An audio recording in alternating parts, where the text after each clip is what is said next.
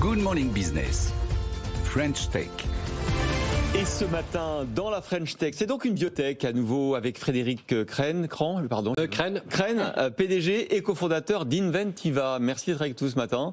Alors on voulait vous recevoir parce que on a été quand même interpellé par ce financement de la BEI. Il n'y en a pas beaucoup.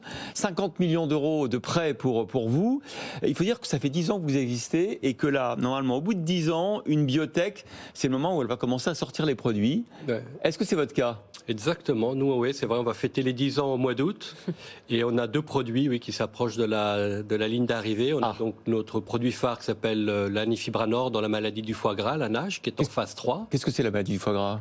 La maladie du foie gras, pour être très simple, c'est des patients qui développent une cirrhose qui n'est pas due à l'alcool, mais plutôt au style de vie, à la consommation, au diabète, etc. Ah oui, c'est pour ça qu'on l'appelle aussi la maladie du soda parfois. La maladie du soda, exactement. Bon. Et cela concerne 10% de la population américaine potentiellement ? Potentiellement, oui. Un adulte sur 10. Et bon, on se dit, c'est aux États-Unis, on est tranquille, mais en fait, il y a les mêmes taux de prévalence en Europe, en Asie.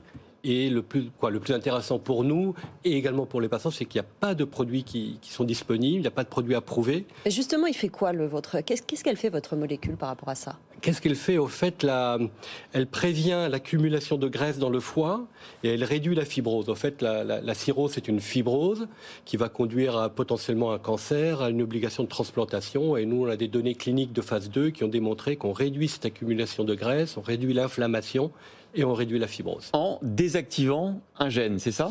Oui, un gène ou plusieurs gènes. Donc nous, notre technologie est assez connue. On a un savoir-faire dans l'activation et la désactivation de certains gènes qu'on applique à différents médicaments, dont par exemple le produit qu'on a en développement avec AbbVie dans le psoriasis. Donc ça, c'est la deuxième potentielle effectivement application de votre technologie, la lutte contre le psoriasis, là aussi en désactivant ou en activant un ou des gènes. Exactement, oui. Et le gros avantage, actuellement, le psoriasis, il y a eu des progrès mais phénoménaux qui ont été faits. On arrive à traiter le psoriasis, mais c'est des biologiques, donc des injections. Donc le patient doit toutes les semaines, tous les mois faire une injection. Nous, il y a une approche par petites molécules, donc par voie orale. Donc l'objectif, c'est l'efficacité d'un biologique, mais avec un comprimé oral. Alors, pour le patient, c'est le Graal. On va revenir sur cet investissement. Concrètement, à quoi il va vous servir pour les prochains mois ? Alors l'accord avec la BEI, pour nous, c'est une très bonne nouvelle parce que c'est 50 millions d'euros et c'est un montant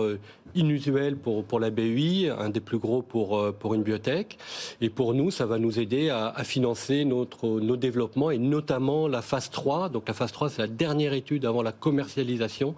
Donc la phase 3 de l'anifibranor, qui est actuellement en cours dans 22 pays. Donc c'est la plus grosse étude que mène Inventiva. Et donc, pour moi, c'est une grosse satisfaction et pour nos équipes également de penser que dans le monde entier, pratiquement, on a des patients qui sont traités avec notre l'anifibranor. Alors on le dit toujours, mais une biotech, c'est une durée de vie, c'est long en fait, de sortir les produits. C'est toujours comme ça. Vous avez 10 ans, vous avez été créé en 2012.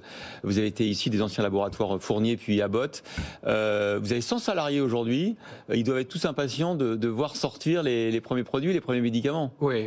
C'est dans le rêve de chaque chercheur, de chaque clinicien, c'est de dire j'ai contribué, j'ai travaillé sur un produit qui est sur le marché. Ça, c'est vraiment l'objectif d'une vie. Et donc, effectivement, devoir se rapprocher de cette ligne d'arrivée, c'est une grosse satisfaction. Vous évaluez à quand une possible mise sur le marché et expliquez-nous ce que ça va impliquer pour vous après en termes de production, de mise en route du médicament. Alors donc c'est un processus qui est très réglementé. Donc là on est en train de faire la phase 3, la phase pivotale. La dernière. Une fois qu'on a ça, on doit aller déposer un dossier auprès des autorités réglementaires, la FDA, les MEA. Ensuite on doit négocier le prix. Donc tout ça c'est encore plusieurs années. Mais bon, c'est un processus assez réglementé, on sait où on va arriver. Et en parallèle, pareil, on doit commencer la production des produits. La NASH est un marché énorme, on évalue ça à 20-30 milliards. La NASH, c'est la maladie du foie gras. La maladie du foie gras, pardon. Donc on évalue ça à 20-30 milliards.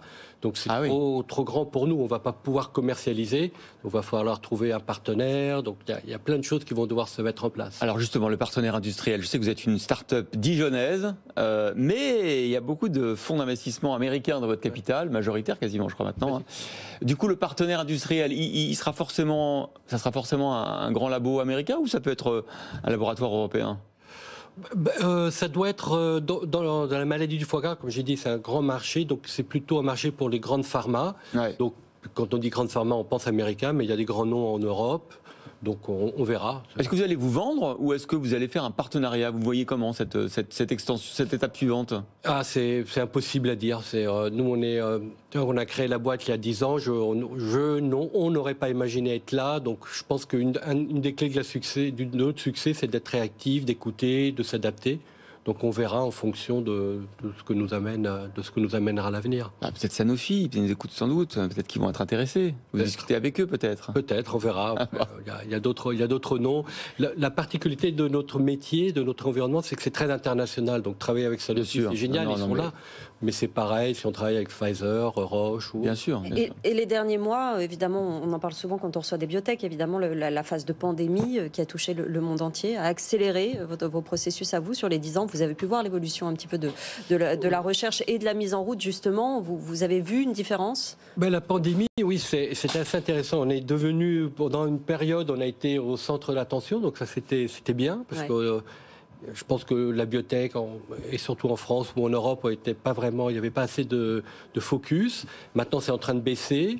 Et pour nous, oui, ça nous a aidé, parce qu'on a eu plus d'accès à des fonds. Bon, après, ça a aussi désorganisé l'hôpital. Donc, pour la mise en place d'essais cliniques, c'est plus compliqué. Donc, c'est bien d'en sortir, quoi. L'autre intérêt, quand même, c'est que vous avez vu, maintenant, on maîtrise tous phase 1, phase 2, phase 3. Je suis impressionné. C'est plus facile de venir pitcher maintenant dans les biotech. Merci beaucoup.